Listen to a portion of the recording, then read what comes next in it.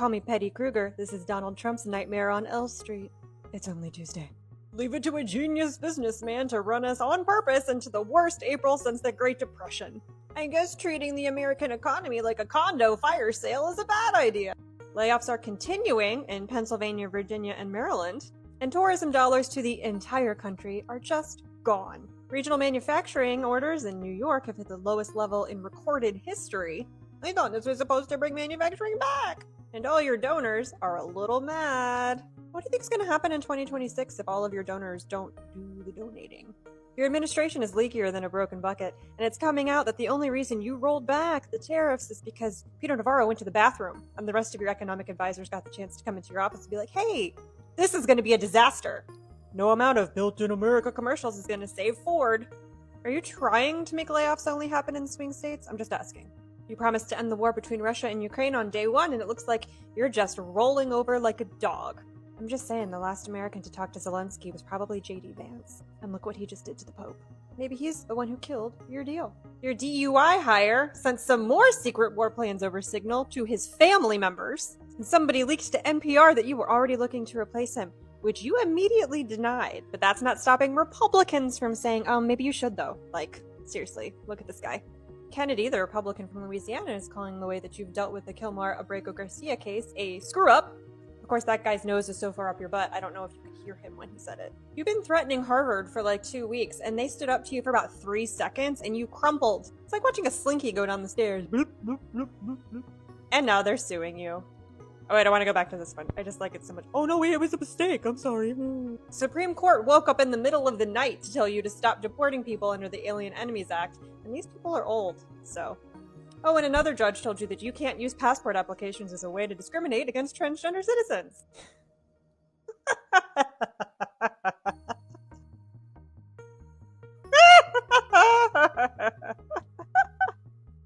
You tried to label a bunch of immigrants as dead in the Social Security Administration, and all they had to do was wave their hands and be like, no, and then you had to walk all of that back.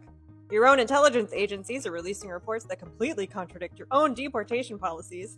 Get your house in order. Jesus. And Democrats have seen a massive 7-point swing on the generic ballot since February. Tesla's earnings call is today. I wonder if that has anything to do with this. Someone's going to study the fact that the minority party, still recovering from a giant presidential election loss, took the richest man on the planet and kicked him till he cried like a baby.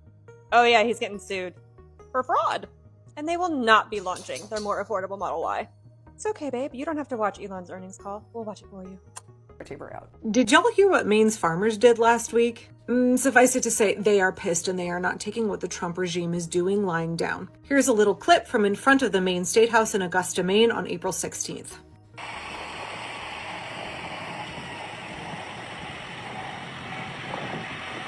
Kevin Miller from Maine Public Radio covered the event. The title of his article is Maine Farmers Call on USDA to Restore Funds and Staff. Farmers rallied in Augusta Wednesday to protest funding cuts, contract suspensions, and staff layoffs at the USDA that they say threaten the livelihood of Maine's small farms. The event came just days after the Trump administration regime canceled another program that was slated to provide millions of dollars to help make Maine farms more resilient to the changing climate. Now, I reported on this quite a while ago. Conservative farmers all across America are facing the loss of grants and funding that were not necessarily coming from places that you would expect from the Department of Energy, for example. All kinds of grants that help make their farms more resilient, more environmentally responsible, and provided lots of funding for infrastructure and operations that they really need. And they didn't think that when Trump talked about gutting the federal government, that he was going to cut off the funding to them. And farmers all across this country, especially small farms, are hurting really bad as a result. And we could talk about how that's part of Trump's plan to put small family farms out of business so they sell their land to mega corporations, because that absolutely is part of the plan. But I want to get back to the article here. The rally began with a rare sight, at least for Augusta. More than a dozen tractors of all sizes, ages, plus other farm vehicles were rumbling down the streets surrounding the Maine State House.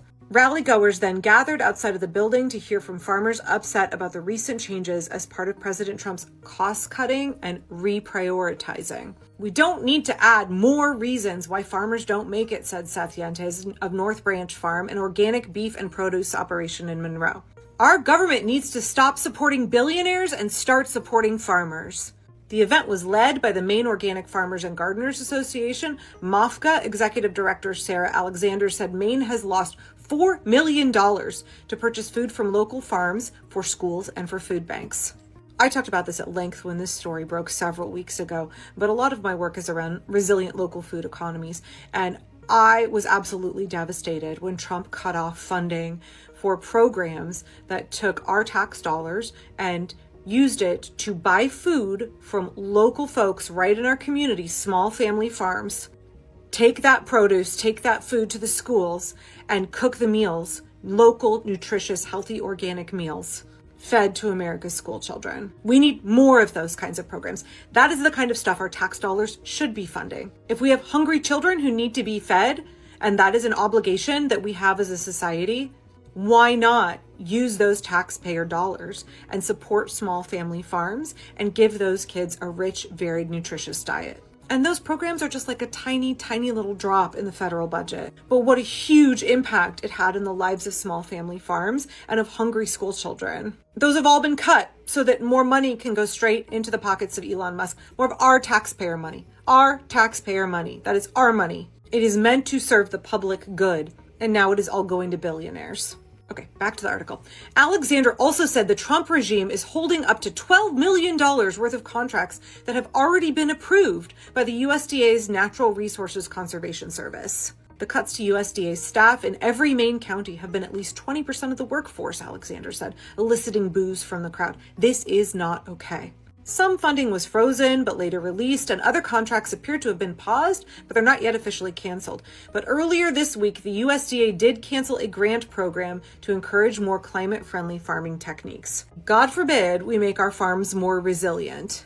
Maine projects were slated to receive $3 million from the Partnerships for Climate Smart Commodities program. The Trump administration dubbed it a, quote, Biden-era climate slush fund that spent far too much overhead, although the USDA said some grant recipients may still receive money if enough money is slated to go to farmers. It wasn't a slush fund. And $3 million, I know that seems like a lot to you or me, but when it comes to the federal budget, that's absolutely nothing. And it would have had real substantive impacts in the lives of the people who grow our food. I'm sorry, I'm getting angry about it, but fucking with our farmers and with hungry children so that billionaires can get richer, that's something that we should all get angry about. I'm going to read you a quote here. It's from Brooke Rollins, who is the USDA secretary. Keep in mind, she's the same person who said if eggs are so expensive, we should just all start keeping chickens. Wouldn't that be great? Every American can just get chickens. All of the millions, hundreds of millions of people who live in apartments. We shouldn't complain about egg prices being sky high. We should all just start keeping chickens. Speaking as somebody who has kept chickens and ducks for many, many years, that was an unbelievably insensitive and stupid thing to say. So with that in mind, let's listen to what the USDA Secretary Brooke Rollins has to say. The Partnerships for Climate Smart Commodities initiative was largely built to advance the Green New scam at the benefit of NGOs, not American farmers. That's patently false. She went on to say the concerns of farmers took a back seat during the Biden administration. Again, outright lie. During my short time as secretary, I have heard directly from our farmers that many of the USDA partnerships are overburdened by red tape, have ambiguous goals, and require complex reporting that pushes farmers into the sidelines. We are correcting these mistakes by what? Taking away the funding and giving it to billionaires? We are redirecting our efforts to set up farmers for an unprecedented era of prosperity. You mean drive them out of business so they have to sell their small family farms to big ag? That's who you want to have unprecedented prosperity. Giant mega corporations, the super rich. I'm sorry, Brooke Rollins, you're full of shit. All right. But Alyssa Adkins of Farthest Field Farm in Freeport said USDA grants like the Smart Climate Program helped her and her partners start to build a farm better able to weather Maine's changing climate. The Climate Smart Commodities Grant was a lifesaver in this respect, Adkins said. It helped with these crucial supplies in our second growing season, and we had been counting on it in our third and beyond, especially as we lost our off-farm income. A lot of America's small family farms, they have to work off-farm in order to keep their farms going, especially as they're really building their business. And yet we're seeing workers losing their jobs all over the place, and we should be aware of how many people are losing income that they needed to keep their farm going so that they could grow food to feed their community. Just yesterday, our so-called president made a statement that America will take care of its farmers. How? And help those affected by his ridiculous, poorly managed tariff war, said Steve Sinisi, who runs Old Crow Ranch, a livestock farm in Durham. Funny how taxpayers can bail out large monocrop CAFO corporate farms that already receive subsidies, but as small farmers of America, we have to fight our own government to get the funding already approved by Congress for programs that have been around and used efficiently for decades. This is a really important point here. Congress has already allocated those funds. Trump not paying money that Congress has already allocated, that's illegal. He is violating the separation of powers, usurping the authority of Congress to allocate funds. Later in the program, Sinisi presented Democratic Congresswoman Shelley Pingree with a 5-gallon bucket containing hog manure, although he used a different word than manure. I told Ms. Pingree, when she's ready, I'm ready. The spreaders go to Washington. Pingree, an organic farmer who sits on the House Agriculture Committee, has herself joked about inviting farmers to dump manure on the steps of the U.S. Capitol in response to the changes at the USDA. That's something that French farmers do when they're pissed off about their funding being cut. She laughed about the symbolic gift of the 5-gallon bucket of manure before launching into her own criticism of Trump, his tariffs, DOGE, and the recent cuts. Pingree asked, what's wrong with this administration? To say they believe in family farms, that they believe in the process and what we've got going on here, but then to break these contracts?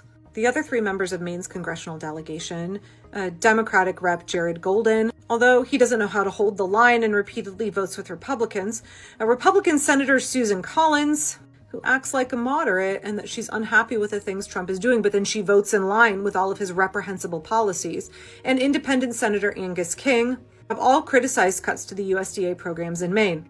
Cool, Susan Collins, if you are so opposed to what Trump is doing to your state, to the farmers in your state, why do you repeatedly vote in line with him, with what he wants? Why don't you break away and do what's right by your state, by the Constitution? You can say you don't like the funding cuts, but then you vote for them. You voted to approve Brooke Rollins as the USDA secretary. So are you for Mainers or are you a maggot? Are you for your state? Are you for the Constitution? Are you for farmers? Are you for democracy? Because from your voting record, it looks like you're a collaborator with fascism, and you are voting to take away the funding for small farmers in your state. You are voting to undermine democracy and to cost farmers in Maine their jobs. So what's it going to be, Susan Collins? And to all the farmers in Maine and anywhere else, you should be taking your Republican reps to task. They are destroying America's family farms so that billionaires can get rich. That's it. It's as simple as that. Another group of Trump supporters are starting to find out that voting for him wasn't in their best interest. Coal miners across the Appalachian Mountains overwhelmingly supported and still support Donald Trump, but cuts that his administration's making to the Mine Safety Health Administration and the National Institute for Occupational Safety and Health are going to cost them their livelihoods. See, over 25% of coal miners in the Appalachian Mountains have some form of black lung. It's actually the highest level it's been in more than 40 years. And both of these organizations, ran by the federal government, provided guarantees for miners that worked below ground that developed black lung to then be moved with the same or another mining company above ground, keeping the same pay, working a desk job where they would no longer breathe in coal dust. Now, in severe cases and advanced cases of black lung, you need a lung transplant. And all of a sudden, these miners are going to find out that they're out of a job with no benefits and nothing to back them up, because the agencies that provided the additional benefits, if they had to be fired, no longer have the funding to be able to support those programs. And those programs are being cut. At the National Institute for Occupational Safety and Health, all of a sudden the program that actually diagnosed black lung no longer has physicians, no longer has nurses, and no longer even has a building in West Virginia for them to operate out of to diagnose miners in West Virginia. So while Trump is claiming they're going to put miners back at work, what he's really doing is sending them to an early grave, because all of the programs to protect them have been cut. And now, I'm not glorifying anybody losing their job, but these individuals are once again finding out what everybody warned them: the Trump administration didn't care about them.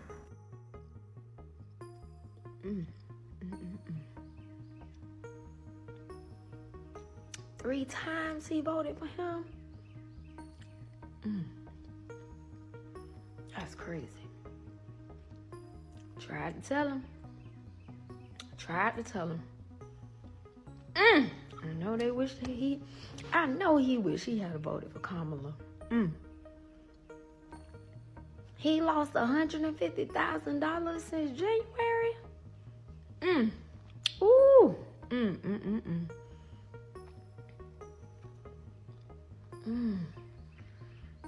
Nobody out there to pick the crops. Oh my goodness. Whole farm going to waste. Ooh. That's got to hurt. Dang. That hurt real bad.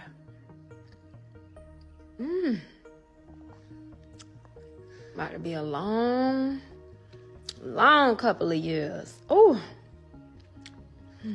Maybe some of the workers will come back. They're probably scared though.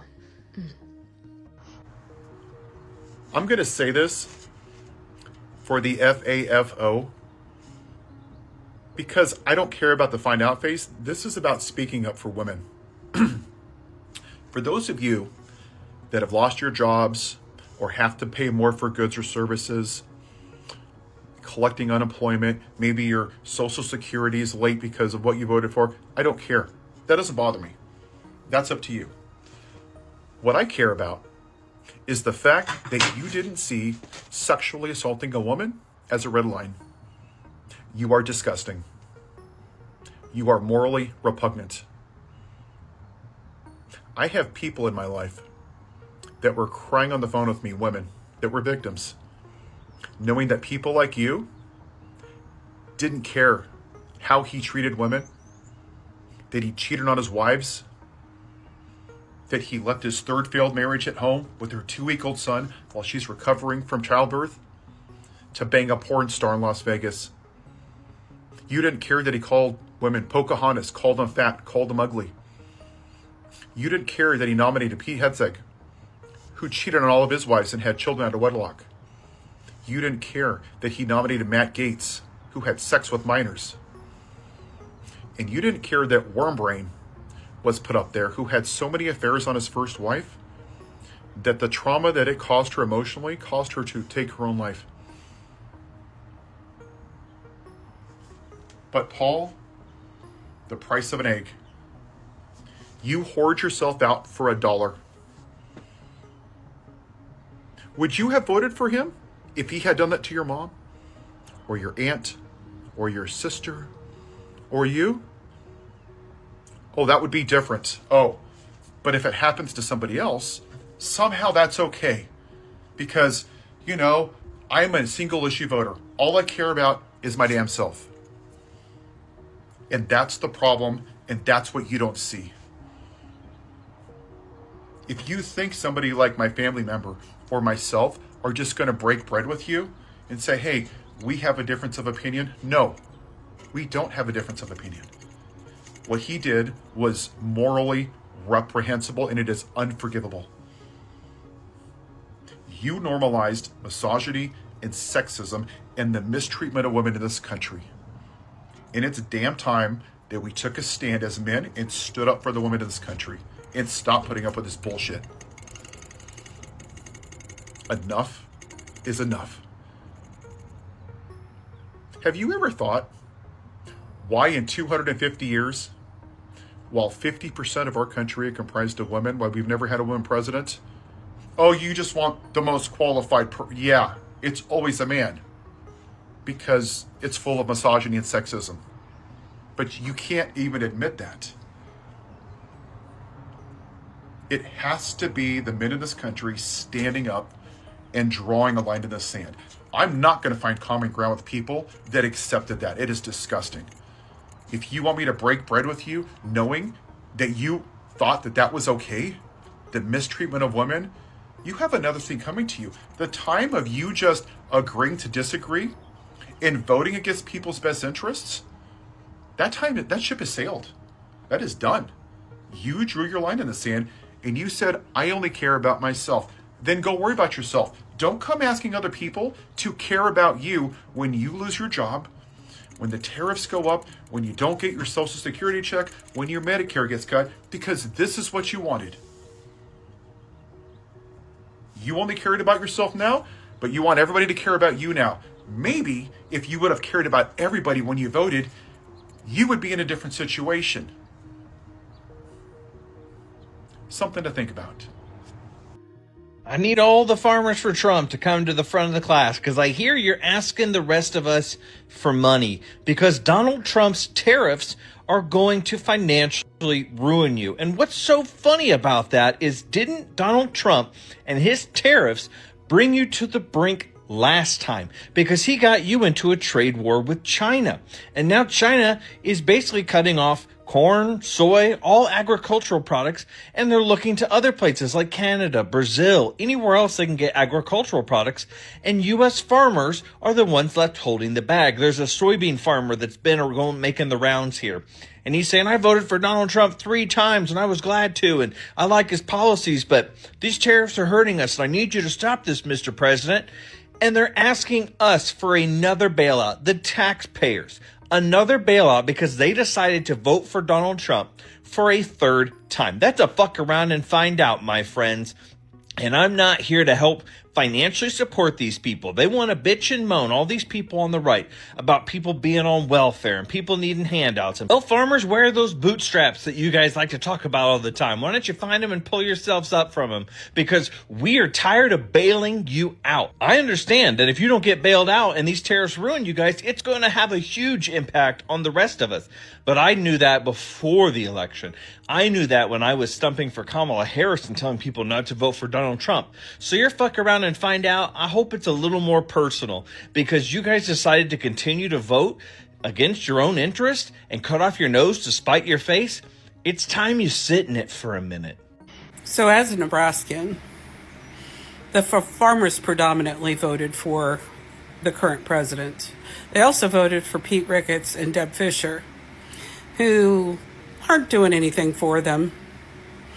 And China announced that they're not going to buy corn and soybeans today, or I think they've done it over the last couple days. I think it was last week, because of the trade war their current president that they voted for decided to wage, a trade war with China.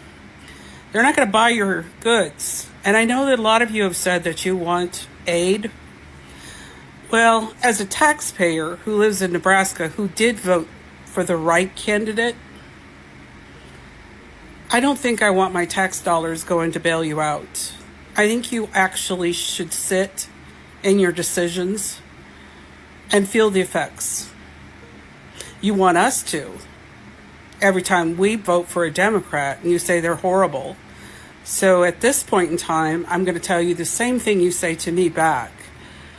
You wanted to vote for this. Now you get to deal with the consequences. And I don't think I should have to bail you out, because I work hard for my money too, and my dollars shouldn't bail out your bad decisions. So yeah, today I'm telling you, the farmers here in Nebraska, you need to deal with your own decisions. It's your consequences, not mine, and I don't want to pay for them. There's this clip going around where MSNBC interviewed North Carolina farmers about Trump, trade wars, and their markets. And as a North Carolina farmer, I'd like to talk about what happened there. I am a small farmer who's worked in agriculture 27 years, including helping other farmers on profitability and growing their markets. I want agriculture to succeed. And the way we get there is by being clear-eyed about what our opportunities are and how our votes will impact what those financial opportunities are. Unfortunately, a lot of my colleagues have allowed themselves to get stuck in an echo chamber. And I say unfortunately because that echo chamber makes it real tough to make clear-headed decisions about your own finances, never mind farm policy for the whole country. And that MSNBC interview is a really good example, unfortunately. Any farm bailouts should come with really strict audits and fiscal responsibility controls to make sure that money gets used to get businesses back on track. It's important to understand the farmers who showed up to be interviewed that day are not struggling little poor folks. They're big old money around here. And it so happens that both of them were born into families that built up multi-generational fortunes and very large property holdings on tobacco, thanks to a New Deal program that guaranteed very high tobacco prices. That New Deal program stuck around until 2004. In farm years, that's yesterday. That could be why they don't seem that fazed by Trump destroying their markets with trade wars. To be frank, their family's wealth was not built by free enterprise. It was built by the American taxpayer. Those are just the facts. I certainly didn't make it that way. And then those two got born into that taxpayer-created wealth. So they've never had a chance to build the market skills to keep up in a free market anyway. To normal people who have to work for what we have, losing your export market to trade wars will feel like an emergency, because it is. But when your land, wealth, and position as rural spokesman is built on the taxpayer's back and inherited rather than earned, then asking for bailouts probably feels as American as apple pie. But I'm looking at farming's future, and I'm concerned that my colleagues do not realize the backlash that is brewing against agriculture right now because of behavior just like this. What do I mean by lacking business skills? Well, when that guy says 85% of success on my farm comes from God, no, it doesn't. God was very clear on what he thought on the matter. He said, you reap what you sow. You reap what you sow. Now, from a business point of view, as the farmer, we're the ones who decide what to grow. And two of that guy's biggest crops are tobacco and soybeans. Those are both crops that only work because China buys a lot of them. If I keep growing crops that are only worth anything because we can sell them to China, and then I vote for a guy who promised to start trade wars with China, that's reaping what you sow. And when someone who says 85% of his success comes from God comes begging me for money, that's how you know God ain't listening. Now, when he complains about environmental protection and how dealing with that is expensive, yeah, it is. That's why the taxpayers tried to pay you for that too. Biden put out a lot of free money, grants to help farmers do that. Those climate and conservation grants are one of the first things Trump had Elon Musk get rid of. We all know that using public money to cover your own missteps is a recipe for abuse. That's why any bailouts should have some basic financial controls. If we give that guy bailouts, will he use them to build a sustainable business and get his business back on track, growing crops for domestic consumption in the US? Great. Or will he just use them to keep growing soy and tobacco like he's been, then complaining he has to throw it away because the market's gone and come begging for more bailout next year? Now him, I don't know. But I have had encounters with Kim Carnegie, and because she's big old money, just know the story I'm about to tell you happened at a big old convention center with her family's name on it. She cornered me with a sob story about how she was trying to grow things to make more money. She really was, but it was just too hard. One time, she tried to grow asparagus, and it was clear from how she told the story that she had not done any homework before she got started. She was shocked at how much work asparagus is to grow, and she was shocked to find out what the going market rate was. Those are things you can and should find out before you commit your land to grow something. But unfortunately, it seems she didn't do that basic homework for herself. So she failed and was still blaming everybody but herself and cussing out the grocery store for wanting to pay a market rate instead of whatever inflated price she felt she deserved. Trial and error and mistakes are always going to be part of the learning process in agriculture. Ain't nothing wrong with that. In fact, I wish we talked about that more. Get rid of the stigma of not always being perfect and messing up sometimes. I tell this story now because it's starting to look like this is a pattern of behavior for her. Make a big mess up, don't take responsibility, blame somebody else. Anyway, in the moment, I was trying to be chill, so I just said, oh, well, I know, that's so crazy. That's why we start with a small plot, right? You know, because then we don't lose too much money if it doesn't work out. And when I said small plot for commercial asparagus, I was thinking an eighth or maybe a quarter of an acre. You want to start with a suburban backyard-sized area if it's your first time growing a commercial crop of vegetables, because they always turn out to be more work than you thought possible. So you want to start small. And she said, but I did start small. I only planted 15 acres. Y'all, her family owns so much land, she thought 15 acres was a small test plot. 15 acres is more property than most Americans will ever own. I just want to point out also, North Carolina has some of the best farmland in the country. You can grow almost anything here. It's truly a special place, and if I had thousands of acres of North Carolina farmland at my disposal, and I still couldn't manage to make a buck, wild horses cannot drag that information out of me. It takes a special kind of rich and out of touch to go on TV and tell everybody that and complain about that life with a straight face. That's what echo chambers do for you. And when you live in an echo chamber, you can behave in ways that are going to create serious backlash and never realize it until it's too late. I want better things for us here in agriculture, and that starts with taking responsibility for how our actions impact our own finances. To wrap it up, pour salt to the earth was not who showed up for the interview that day. MSNBC, I really appreciate you for actually taking the time to ask tough questions and start to bring some accountability into this conversation. I want y'all to know that farmers like the ones you found that day are certainly out there, but they do not speak for all of us in agriculture. So if you ever want to talk to farmers who view ourselves like adults, can take responsibility for our own choices and our own finances, and can have an actual grown-up policy discussion instead of just pouting, call me. If you need farmers in North Carolina, if you need farmers anywhere in the country, call me. I will hook you up. Sarah.